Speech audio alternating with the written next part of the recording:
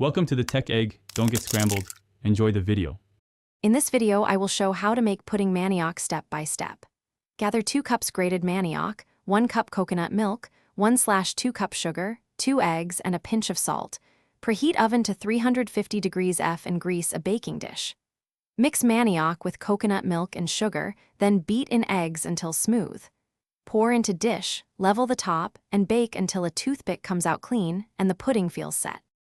Start by prepping everything to avoid rushing during cooking. Peel and grate manioc, using a box grater or food processor for even texture.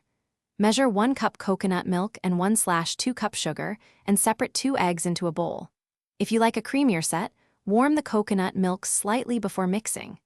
Grease a 9-inch baking dish and set a roasting pan nearby if you plan to bake with a water bath for gentle heat. Combine grated manioc with coconut milk and sugar, then whisk in eggs and a pinch of salt until smooth. Stir gently to avoid overworking the manioc and keep some texture.